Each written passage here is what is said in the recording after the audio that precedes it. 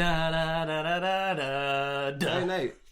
That's actually over the top. I know. I quite like that start though. It's going to be a good podcast, folks. Hello. Hello.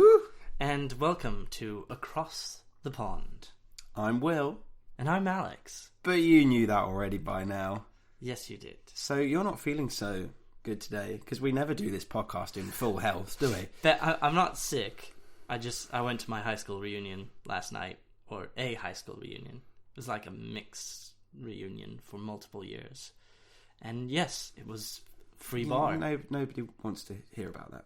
Nobody wants to hear about your life. They're just here to take all your NFL knowledge. They don't care about you. Then let's start talking about that. Yeah, talking of drinking. Hey! We were at the Hippodrome on Sunday. And you drank a lot. Yes, and well, there was a reason for that. I actually went and did some valuable scouting for this podcast and went to watch Arsenal ladies versus Tottenham ladies at the new Tottenham Hotspur Stadium, where I had a few of their magic beers. Mm-hmm. Yeah, still tastes the same as beer. Is that the one where they fill up from the wine? Yeah, but we found out that if you, there's like a little disc. Yeah, and if you just push it back up, it all comes out. Or the beer comes out the bottom. So what do you mean we found out? That's basic physics. Well, no, we didn't realise that it, we thought it just stuck to the bottom. I don't know. Anyway, the magic beer tastes much the same. Reasonably priced, though. Mm-hmm. Pint was like £5, Wembley, take note. I don't know how much they charge for the NFL games. But it was a little bit soulless. Don't know how much that was to do with the occasion, the stadium, not sure. That big wall, like CenturyLink Field, is pretty impressive, and I imagine that being pretty awesome for an NFL game. And you're really, really close to the sidelines as well, unlike Wembley, so you're kind of right on top of the action, which was pretty cool. But I was expecting to be more wowed than I was. But well, it was a record attendance for a women's Super League game. Yeah. However, even that record attendance doesn't really fill the stadium up compared to its max capacity. No, so, I mean, the top tiers were empty, but there was a lot of people in there. It was very quiet, as I said, but the stadium itself just felt a little bit soulless. But okay. Yeah. Well, as we said, we went to the Hippodrome. Yes. We drank lots of yes. beer. I've been drinking all day, so yes. Yeah. And then, as I said on this podcast, I went to the Hippodrome a couple of weeks ago, and I thought it was quite soulless. Mm-hmm. And word of the day. Indeed. Mm-hmm. And that was after one of the London games at Wembley, not Tottenham. And there were a lot of people there, and it just felt like no one was really connecting. Whereas this time, there were fewer people there, and it felt like actually it allowed people to connect a bit more. And so we went around and did a few interviews. So here's a little highlight of what we talked about. The first 8 games, they've all been against teams with losing records. And the game we had against the Ravens, losable. Tonight's game against the Eagles, losable. And the next few, I mean, there's a few bogey teams in there. I'm not looking forward to facing Patrick Mahomes, Deshaun Watson. Those mobile quarterbacks, they give us problems. There's like a 50% chance of making the playoffs if you go 9-7, so I guess that might be something. But yeah, we're going to be drafting quarterback. I mean, I love Mariota. You can't not love him. He's like the nicest human being on the planet. But man, like he needs to just get angry like once in a while and show some gonads. Well, the stadium is not going to be like Candlestick Park in the old days, but it's growing into its own. So I think as we have more of a team building up on it, some more players developing, it's going to become the next Candlestick Park, if you will. It won't ever be the same, but it's going to be home field advantage, though. So, I mean, it's just one of those moments that you've never seen anything like it. I couldn't believe what I was watching. I was watching the condensed game on Game Pass on the tube on the way in. I closed the app when there was 2 minutes to go and the game was over, and I got into work, and my editor, who's a big NFL fan, was like, did you see this play? Isn't this insane? And I just was sort of slack-jawed watching it. And to be honest, it wasn't until the run of Gronkowski in 2016 where he ran about 50 yards with people hanging onto his legs. It wasn't until that point where I was like, this is my team. Well, there you go. And we're going to release a bonus episode with all of the, or most of those interviews. Some were maybe not suitable for podcasting. Too many expletives, even for us. And talking of expletives, I'm sorry, because I just sounded like I was shit-faced for the whole thing. But I did my best. Yes. And talking of expletives... Yes. I think we should get into a heated discussion on our first topic in weekly updates. Do we have a jingle for weekly updates? Weekly updates! Yeah! How about that? All of your jingles end with, yeah! That's the only one of my jingles that ends with, yeah! Okay. So the first topic in our weekly updates is that for those of you who watched the Steelers-Browns game... Or if you didn't know what happened, I mean, if you had your head hidden under a rock or a helmet... Yeah, I got there first. Yeah. Why don't you take us through what happened from your point of view? Well, mild-mannered, friendly, lovable... Just all-round great guy, Mason Rudolph. Your tune has changed on him so much. No, he's still the worst quarterback in the NFL, which, luckily for him, this overshadowed the fact that it was one of the most horrendous performances at the quarterback position that I've ever seen. But yes, he was minding his own business. Just a little... check-down play to his fullback, and then the savage monster, Myles Garrett, attacked him out of nowhere. Took him to the ground with a disgusting late hit. And Mason, like anyone would, tries to defend himself. No, please don't hurt me, Myles Garrett. Tries to take off his helmet so he can just control the situation. And then nasty Myles Garrett, well, he loses his cool big time. He tears the helmet away from Mason Rudolph's head. Defenseless, poor Mason looks distraught. And the beautiful Steelers O-lineman David DeCastro and Marquise Pouncey come in and they save Mason Rudolph. And they hold Myles Garrett away. But Mason is a man of honour. Mason is a man of honour, and he wants to defend himself. And he comes back and says, no, nasty Myles Garrett, this isn't acceptable. And then, tragedy strikes. And the brutish, evil, malicious man, Myles Garrett, swings Mason Rudolph's own helmet and strikes him upon the noggin. Terrible stuff. Terrible stuff.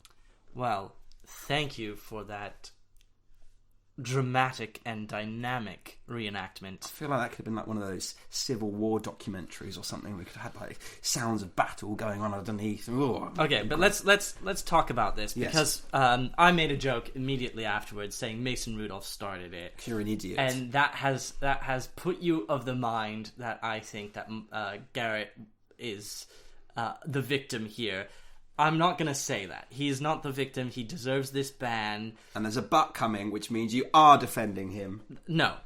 My defense is going to be of NFL players overall.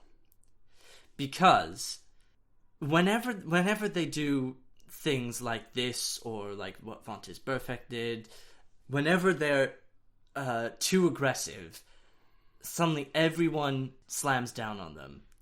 And this is an issue that I have with the NFL in general, which is when you're listening to, during the off-season to all of these scouting shows, I won't name any names, but the biggest scouting shows from the NFL, they're always using terms and terminology like, oh, he's a violent player. He's a killer on the field. He's got that killer mentality, and they're using all of these words as compliments. You hear them time and time again. He's got to be more violent at the point of attack. This sort of terminology is what these young players hear, and that's what they think they need to be. They need to be more violent, more aggressive. And that is all that these kids are told from the second they start playing football. They're hyped up before games to be more violent, to hit people hard, to, you know, they use terms like hit him so hard that he'll think twice about coming by you again, things like that. they're reinforced to be so aggressive time and time again. And then, when they go and do aggressive things like this, suddenly we expect them to be perfect gentlemen, and how dare they, and how crazy he is for doing this, and he went completely mad and all those things. And I just think it's unfair to ask of these players to constantly reinforce aggressiveness and violence from them, and then in the heat of the moment, when it goes too far, suddenly everyone is tearing them down. And I think that is something that people around the game, and people who observe the game, and people who talk about the game like us, need to keep in mind and need to mention. And I think that we have to still see these people as humans who make mistakes, and those mistakes are not to be seen in a vacuum and a void. They should be seen in the context of the NFL, and maybe the overall discussion and the terminology used by scouts, by coaches, should maybe have to change. Maybe that's where we need to see the change. Well, I actually completely disagree and think that the media acts in a very different way to that, where I think that this event sums up a lot that is wrong with the NFL for me, in the fact that people immediately were victim blaming, that Mason Rudolph must have said something or must have done something. He was trying to pull his helmet off. And I use the analogy of, if a kid in a playground shoved someone and then the other one picked up a rock and smashed him over the head, you wouldn't then be blaming the kid that shoved someone for the fact that they got a rock smashed over their head. And I think that people were immediately saying, there were other factors involved and that Myles Garrett shouldn't be suspended for that long. If you took this into, let's say, the Premier League, and let's say Man City are playing Liverpool, and Virgil van Dijk puts a late tackle on Aguero, and then Aguero goes and shoves Virgil van Dijk and starts kind of like getting in his face, and then Virgil van Dijk takes off his boot and clobbers Aguero over the head with it. Virgil van Dijk would probably never play again. Most other sports are a lot harsher on their athletes and let them get away with a lot less. And there's not so much precedent for players in the Premier League, for example, committing acts of domestic abuse and violence and sexual assault. I don't know about that. It's nowhere near as prevalent. And if it is, it's flared up into a lot more of a big deal. And with the NFL, these players are allowed to get away with ridiculous stuff. Kareem Hunt is currently in the Browns dressing room and playing.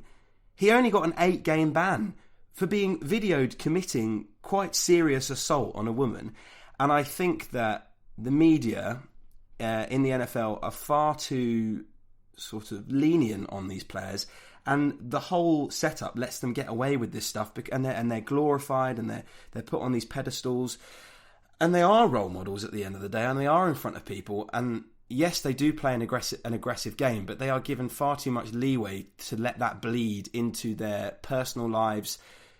Most of these guys that are committing these incidents, like Adrian Peterson's still playing. He smacked his kid with a tree branch, for God's sake, and he's still playing in the NFL. And I'm not saying that what Myles Garrett did is equivalent to that. Obviously, it was a very serious incident, and it would be considered assault in any other walk of life if you were... I understand it's slightly different if someone was in an office and hit someone over the head with something slightly different because the escalation is bigger because they're playing American football. But it's still a really, really serious incident. If he had got Mason Rudolph over the head properly at a clean contact, which he was going for and did put enough force into, Mason Rudolph would have been on the ground, blood coming from his nose, knocked out, and it would have been a really, really serious incident. I think that he should be given a significant ban if the NFL is serious. And I just think that they need to start taking violence and assault and cases like that more seriously, because at the moment it's a big factor that I talk to a lot of people based in the UK who don't follow the sport. That's a big factor for them, thinking that the sport is a bad thing. And I think that the NFL really needs to stamp down on it. I think this event just brings all of that to the forefront, and people need to stop victim blaming. It's what I say. Maybe your use of the term victim blaming is getting a little overused here and diluting a word that is often used in other scenarios where it's has maybe more strength and more. Yeah, but need. what I'm saying is, it's all this. Okay. This event is like a microcosm for, like, if you upscale all of this, it's just the attitude of the league. It's the general mindset that they always look to defend these players, even with what Antonio Brown did. I mean, the Patriots picked him up pretty quickly. And after all that stuff, and I know kind of innocent until proven guilty, but the precedent is there for so many of these players, and people just keep giving them second, third, fourth chances. And as I say, if you put this in any other sport, like I say with the Virgil van Dijk analogy, or if in rugby someone, they don't have any equipment, but if they took something and started trying to attack someone with it, the bans would be so much lengthier. So, well, I think that the we're not necessarily talking at cross purposes here. I think both of our points can be true. That the NFL has to stamp down on it more strongly. And I think it's interesting that you mentioned Hunt. It seems that the Browns themselves have a bit of a culture problem.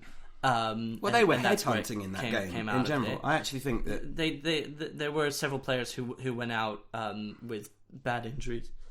Sorry, like the hit on Juju and the hit on Johnson, which they were absolutely savage, and they were clearly deliberate as well, which is slightly worrying. But I think both things can be true. That the NFL needs to crack down on it, and that they should look at the terminology they use and look at how the younger players in high school and college are being encouraged to play, and maybe need to have a culture change from the ground up. Yeah, it's a systemic problem. And don't get me wrong, I'm not saying that Mason Rudolph is perfect in the whole thing, but I don't think that there should be anybody saying, oh, Myles Garrett did this, but look how Mason Rudolph played his part.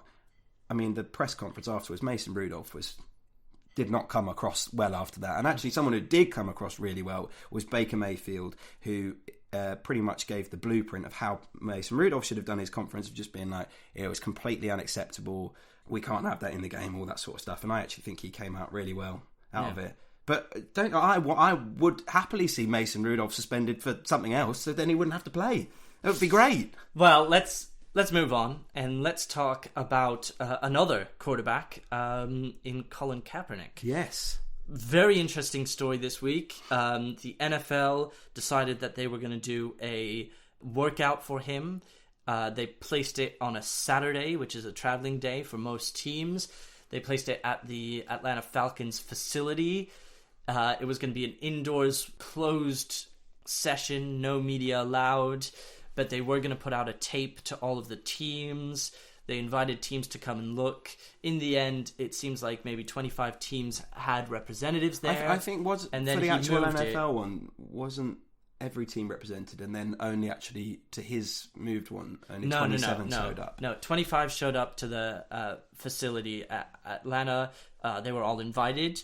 And then he moved it with 30 minutes notice to a high school about 50 miles away from the Atlanta facility.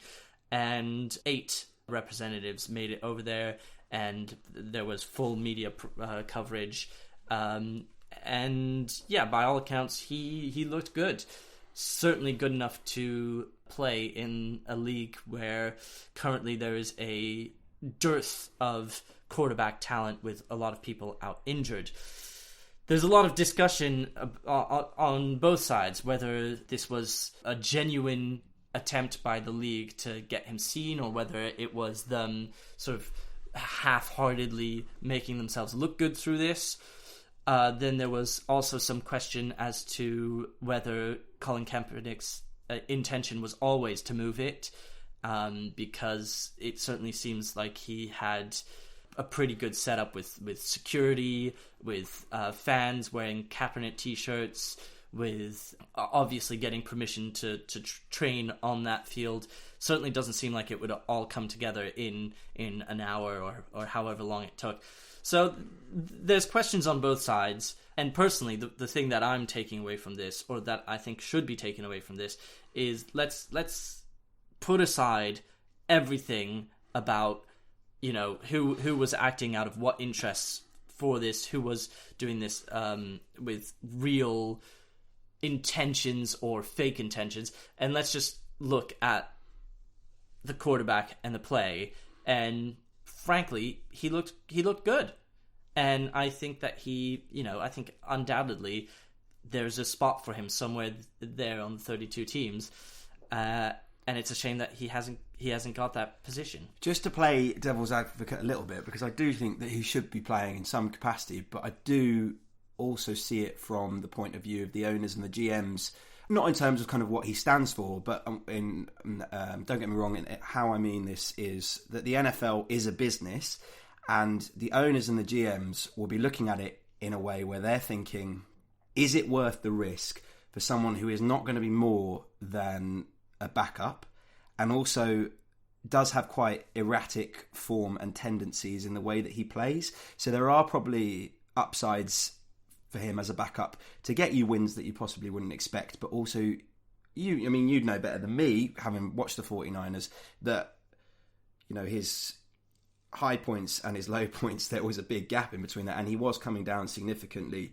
when he stopped playing. So I can sort of see why that they wouldn't want that focus on their NFL offense when the rewards compared to the risks aren't that high. Because if you think the media attention on that, with a backup quarterback going in, an offense that would probably be a bit unsure of itself because of that situation, I can see why people wouldn't pick him up. I can't. I think, this is someone who went to the Super Bowl, who got to multiple NFC championship games.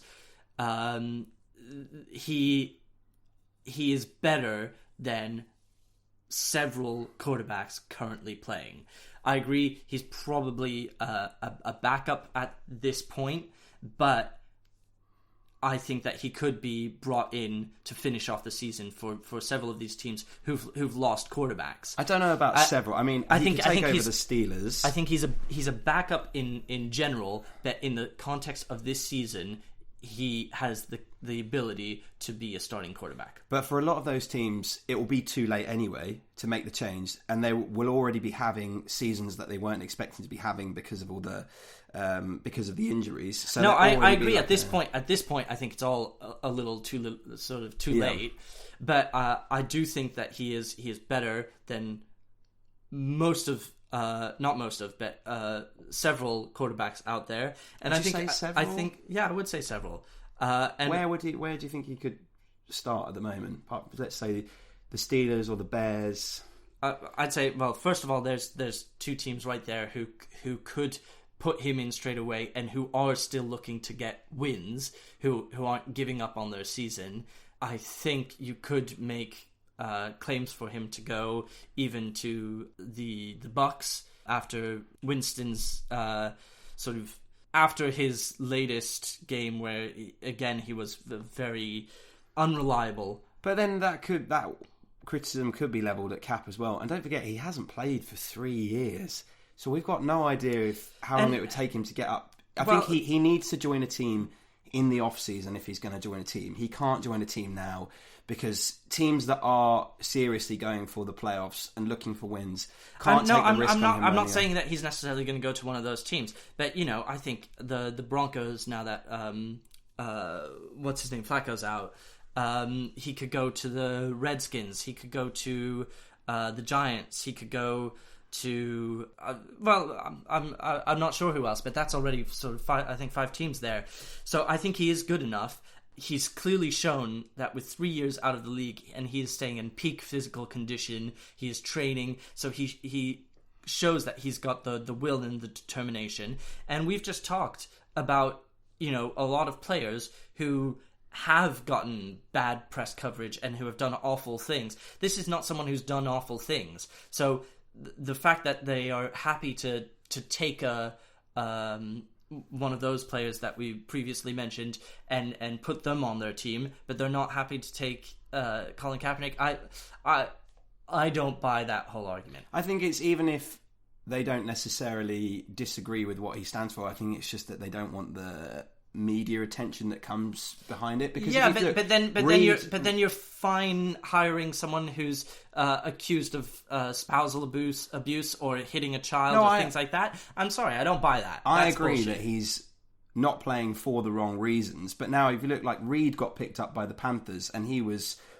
kind of very much involved. He was very prominent. Yeah, and he got some because. For football reasons, it made sense, but I'm just not sure for a lot of these teams it makes sense for football reasons. Maybe. But I don't think he can be signed until the off-season now anyway. I just don't think it would work. I don't think he could plug and play. See, I think that's less likely, because in the off-season, there's going to be new quarterbacks coming in through the draft. I think I think this is why it's come up this season and at this point. Because there are so many injured quarterbacks and there are so many positions where he could go and improve a team right here and right now. Now, if you want to talk about they don't want to do it because they're happy to get the higher draft pick, okay, that's fine, but maybe that's a problem that the league has to look at more generally, and tanking as a general issue. Anyway, I think we're already way over schedule, so let's move on here. Weekly updates. We've got Marlon Mack is injured. I know it's not good for my fantasy team. Fractured Exactly. hands. He's going out for quite a long time. And with a big game coming up next week, that's against the Texans, where really they're going to need a run game to keep the Texans pass rush honest. So that could be a really big loss for them and really dent their playoff hopes. But we'll see how they get on going forward. That's a big playoff game. And talking of, let's talk about the playoff picture is looking pretty tasty at the moment. It's tight all round, and we love it when things are tight on this podcast, don't we? Okay. So let's talk maybe about that game between the Texans and the Colts, because that is perhaps the closest of the divisions. You've got the Colts on 6-4, the Texans on 6-4, the Titans on 5-5, and Jacksonville with what's his name back? Foles, thank you. With Foles back on 4-6, not out of the picture. Do you want to do a thing where you name all the NFL current starting quarterbacks? Just a little test, just to see if you've been doing your research. I think I could probably do it. Well, I would hope you could do it, considering you do an NFL podcast. Okay, well, so that's a really close one, and this is going to be a big deciding game here. I think with Mac out, you're giving this one slightly to the Texans? Yeah, I think so, yeah. I think even though the Texans drop a stinky big shit last week against the Ravens, the Colts are an entirely different proposition, especially without Mac getting the run game moving. I think they're going to struggle because, as I say, they're not going to be able to keep that Texans pass rush honest if they don't have a proper run threat. So I'll probably give that one to the Texans. Then, of course, the Chiefs beat the Chargers with Old Man Rivers throwing those 4 interceptions, which just sort of was too much against I feel so sorry for Phil. He's never going to get to a Super Bowl, and he's just so good. And he's kind of... I think we're getting towards the end now. Yeah, and on the other side of that field, you had Pat Mahomes, who was looking like he's coming up to 100%. Looks like he's back again. So that leaves the Kansas City Chiefs at 7-4. Meanwhile, of course, you've got New England at 9-1. They play each other in 3 weeks' time. You've got Baltimore Ravens at 8-2. Do you think the Chiefs are too far behind now to catch up? To catch the Patriots for first seed? Or catch the Patriots and the Ravens? Yeah, I reckon they could. They still play the Patriots, so they could get one win back there and also an important head-to-head win. Mm-hmm. And then they'd only need another win they only need another loss for the Patriots. And the Patriots have got some tricky games coming up before they have that piss-easy run into the end of the season again, when they play the Jets and the Dolphins and all that kind of nonsense. The Ravens may well be picking up a sneaky first seed because the AFC they North... look like the best team. Yeah, the AFC North is collapsing, especially out of that Steelers-Browns games. One of the big things is obviously there were key suspensions in that game, which...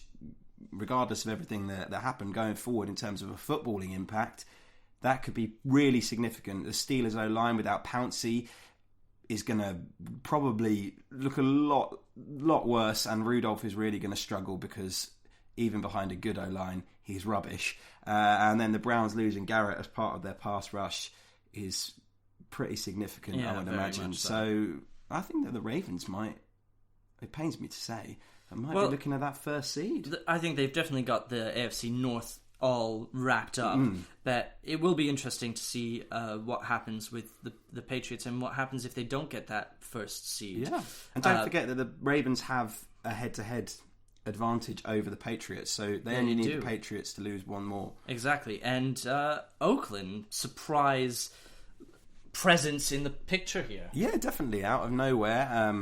Maybe not out of nowhere, maybe that's harsh, but Derek Carr is showing himself to be the quarterback that he was in his rookie season. A lot of questions going into this season about him, especially, and with everything that's gone wrong, all the adversity, I think we've covered it before, but he's played really solidly this season, and they could well be sneaking into a playoff spot. Yeah, and then of course there's my Bills at 7-3, who I think they're in.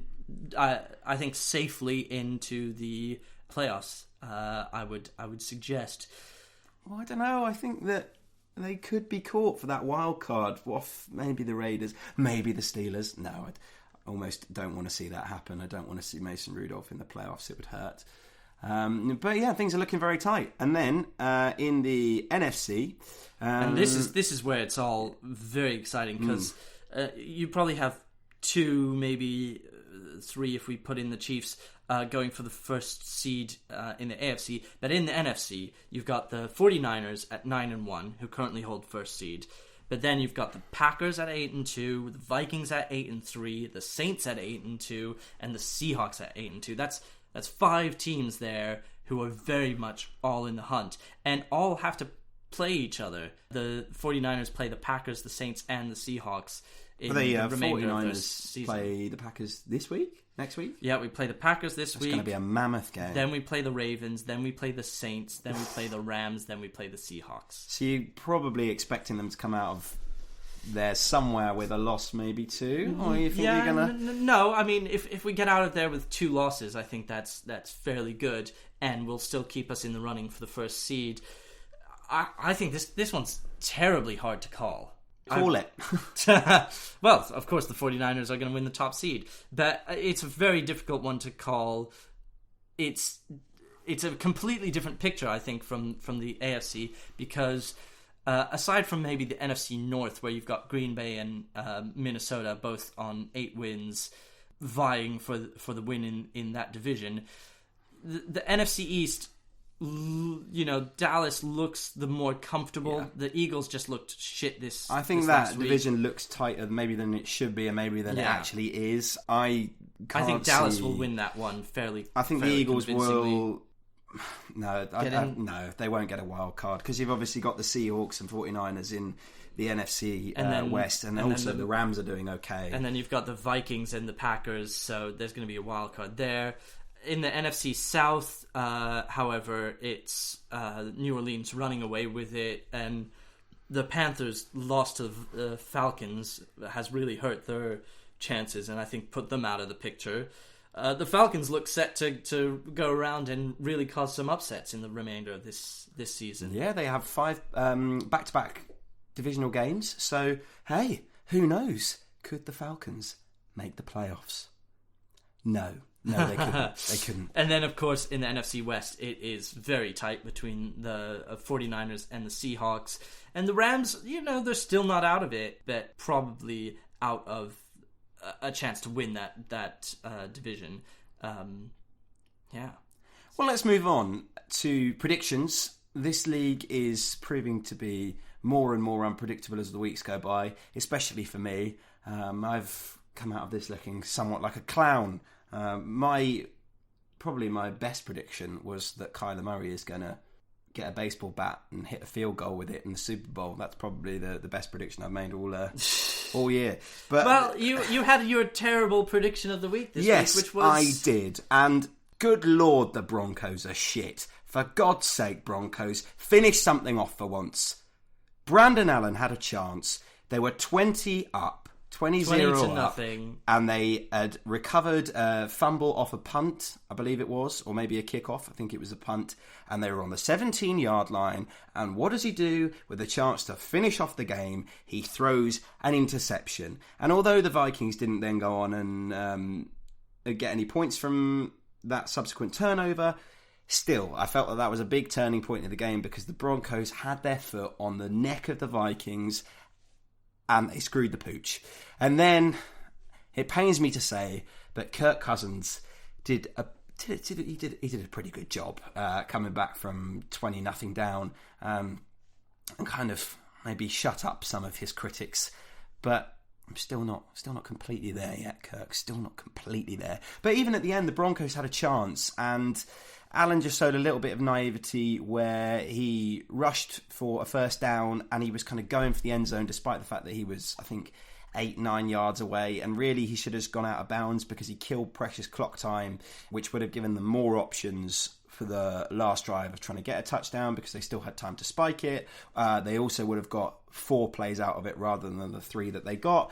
But I mean, if you're 20-0 up, you've got to be finishing off the game, and it's not like the offense played that badly after they got that lead. They still got a field goal going forward, and Cortland Sutton was just playing incredibly. But the Broncos defense they need to have a strong, hard look at themselves because they should be supporting their offense when they put up that kind of lead and be finishing a game off. Well, so for God's sake, bloody Broncos, and I was going to get 5 points if that one came off. Well, you got really close, so tell the people what they want to hear. Let's have your segment. Which is your pick this week? Okay, so it's time for another foray into Will's terrible prediction of the week. Now, this one's quite close to home, and I am as sure of this coming off as I am sure of anything. I think the Bengals are going to beat the Steelers.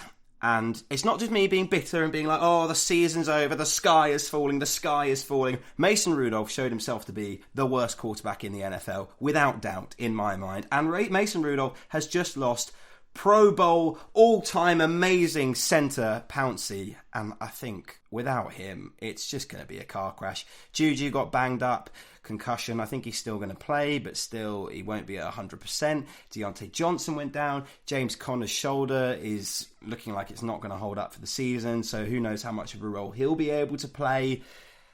This is the time for the Bengals to get their first win. They're going to be super motivated because it's a divisional game and they can see that the Steelers are banged up and have a terrible quarterback. So it pains me to say, but the Bengals are taking home their first win. And that was Will's terrible prediction of the week. Well, rather than go through some of the other games and talk about some more predictions, we are going on a trip. We're going to Australia. Yes, we are. are. Oh, I'm so excited. I have a little jingle for this one. Okay, give us your jingle. I come from the land of punters. Do you like that one? Well done. Because currently in the NFL, oh wait, I got this up earlier. There are 6 active Australian players, and 4 of them are punters. They bloody love punters in Australia. There's even a special program that's called like Pro First Kickers or something that convert Aussie rules kickers into NFL punters. How mad is that? That's going to be our jingle while we're away. It's going to be, I come from a land of punters. And of course, one on the San Francisco 49ers. Very exciting. And he's very good. I don't think we should have got him with our 4th pick, but hey. So we're going to Australia. We are flying on Sunday. That wasn't our decision. It's just how it worked out.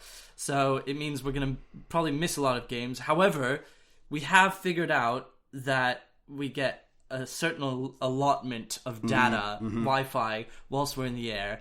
And just as our second flight, because yes, it takes 2 flights, just as our second flight kicks off, so does the game between the 49ers and the Packers. So I think we... Oh, yeah, did we work out? Flight. That was, yeah. So, yes, from Dubai to Perth, we will have that game to watch. Hopefully, we can get that through. Yeah, I mean, we spent a pretty ugly hour before recording this, you wouldn't want to see it. Or maybe you would. Maybe we should have recorded it. Of trying to work out the time differences and what time the NFL games are on. It's already complicated enough being a UK fan, trying to watch this ridiculous sport at God knows when in the night. But now it's going to be even harder. We're adding on 8 hours to our normal time zone. So God knows when we'll be watching Instead them. of being super late at night, we're going to have to wake up super early in the morning. I think I worked out if I wanted to watch was it the Steelers-Browns in Heinz Field in a couple of weeks' time, I would be starting the game at 2 in the morning. And that's the early game on a Sunday. So it's all just one big... Yeah. So we're going mess. to have to figure it out and figure out how we get to watch the games. But it's going to be great fun. We're trying to line up some people to speak to over there. So if you are in Perth and you are a fan of the NFL, do get in touch. Of course, we have many fans in Perth listening to this show. So we're expecting presents and a great welcome when we get off the plane. Yes. So if you could do that for us, chocolates and flowers, as we like on this podcast, that would be great. Also, to add to that, we will be doing our next 2 podcasts, because we're there for 2 weeks, in Perth, Australia. One of them, I believe, we have to do while we're in the forest. But is it the forest in... What is it in Australia? What a weird country, honestly. Well, we're not. It's not quite the outback that we're going to. But do they just call it all the kind of foliage, verdant places for us? The bush? I don't know. We'll find out. This is we're going to blend in so well. Yeah. But we're going to have to do a podcast from a tent, I think, at one point. So that's going to be great. So it'll be very interesting. We're still figuring out how we're going to get it out to you guys, but do keep listening because it'll definitely be worth a listen. Yeah. So let's move on to our last segment, and of course, our most popular. Let's go to Fantasy Corner. Yes, this week was a painful week. Victory! Yes. I was bested quite handily by your team. And it was an important game as well because it pretty much puts me out of any playoff contention. The Steelers really cost me with Boswell with 1 point, the Steelers defense with 1 point, Juju going down, he got 3 points.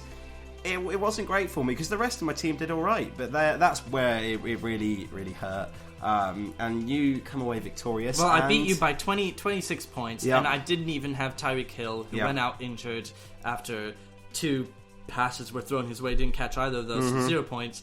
But I've been banging the drum about these receivers, about Brown for Buffalo, and about Crowder, and they came through for me today. Brown with an absolutely fantastic game. He got 30 points total. Yeah, I mean, a lot of people are kind of sleeping on him, not just in terms of fantasy, but in terms of the NFL as well. I think he's on board for 1,300 yards, 90 catches, something like that. So he's having a pretty big season, and people aren't talking about him all that much. Maybe because he plays for the Bills, I don't know. But well, they're going to go into the playoffs. Yeah, exactly. And who knows, maybe he'll be a key player in that. Kenyon Drake also was handy for a few points, and that was painful to watch. But it's I don't know what I'm going to do next year. I feel like I should just get only 49ers players on my team. That way I'm never conflicted. No, because I pick up Steelers players, and when they do badly, it hurts so much more. Yeah, no, and there's a weird phenomenon going on this season where I have 4 teams, fantasy football teams, and they are all very, very different. But every time I win all 4, and every time I lose all 4, and that's happened for about the past 7 or 8 weeks, which is really weird. Don't know why that's happening. But why don't you tell us the big question on everyone's lips? Yeah. Which is, who are you going to start at quarterback this week? Yeah, so I traded for Matt Stafford, and obviously that's kind of gone wrong. And I had carefully planned my entire team when I did all these trades that I'd covered all my buys, because Matt Stafford was going to cover Phil Rivers' buy, but Phil Rivers is on a buy this week, and I am left with a hole at the quarterback position. Now, the 2 options to me are Jimmy G and Mason Rudolph. 2 quarterbacks, which I have not been particularly complimentary of through the podcast, and I feel this is some sort of karma for me being an arsehole about them. But I think I'm going to put in a waiver claim for Jimmy G. It's unlikely I'm going to get him. But if not, I am going to start Mason Rudolph at quarterback. I'm going to give him one last chance.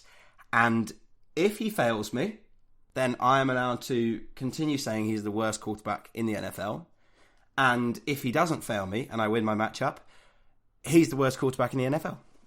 Well, there you go, ladies and gentlemen. That final bombshell brings to an end the final podcast from London, and for 2 weeks. For 2 weeks, you made it sound like that was going to be, and then we'll come back and do dramatic. more. I was really worried then. I was like, oh my god, am I out of a job? Not that this is a job, because we don't get paid for it. No, but we do it out of the kindness of our hearts. We will be continuing to podcast. Don't worry. It's just we will be in a different country and some God knows what time zone. So pray for us. We'll try and get some sleep.